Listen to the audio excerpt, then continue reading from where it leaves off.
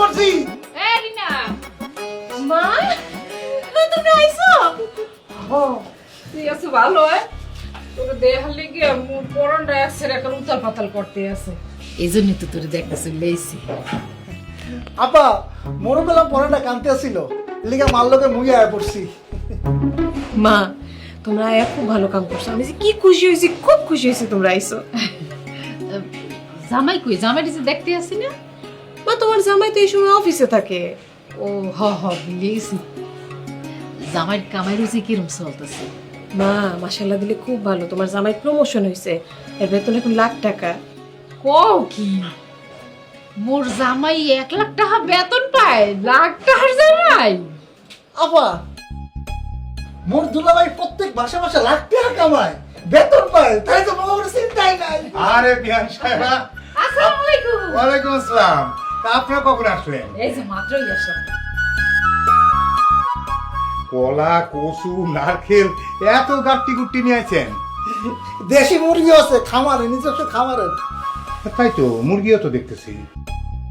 ওই হইছে কি, ওই গাছে যা ছিল সপকের কাছে এটা চাই লই আসছি। ওই বেয়াই, আপনি তো ভালো করেই জানেন মোর একটু মাইয়া ছাড়া মুই থাকতেই পারি না।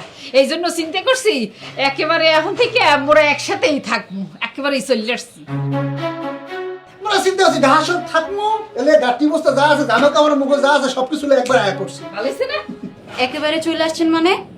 কেন, আপনাদের গ্রামের বাড়ি কি বানের জলে ভেসে গেছে?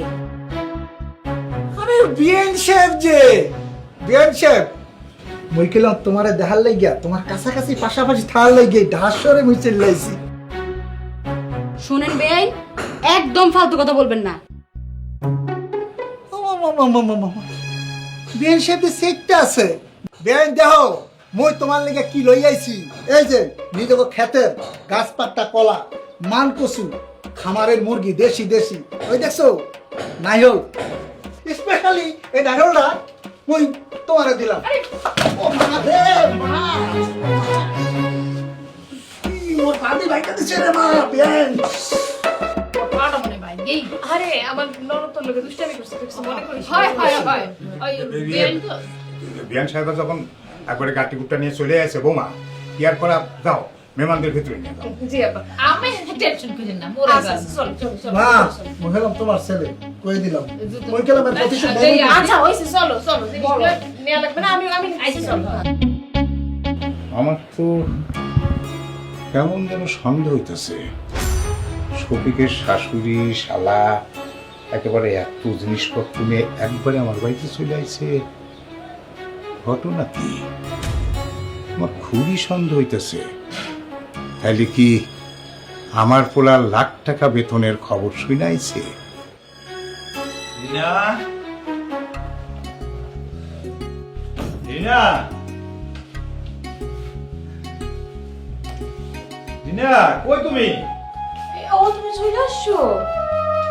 কি ব্যাপার, তোমার এতবার ডাকতে হয় কেন? আহারে আমার জামাইটা কি কাটমাটি হয়ে গেছে, আহারে। এক কাজ করো, একটু ঠান্ডা পানি খাওয়া, নাহলে শরবত খাওয়া। এক্ষুনি শরবত নিয়ে আসতেছি, বসো।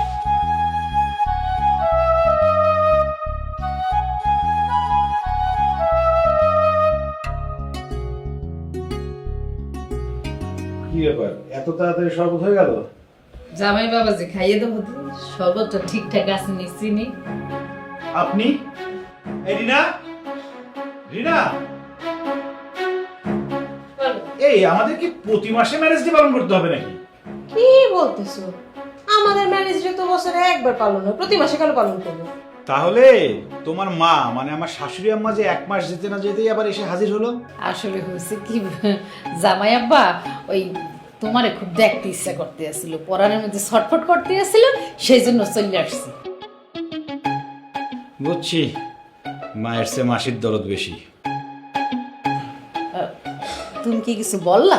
না, বলছিলাম কি আম্মা, বাড়ি যাবেন কবে? ট্রেনের টিকিট কাটবো না বাসের টিকিট কাটবো? টিকিটটা তো কাটতে হবে। দুলাভাই মগজন্য কষ্ট করে আমরা টিকিট কাটতে হবে না। ও, তার মানে তুমি একবারে ঢাকায় চলে আসছো?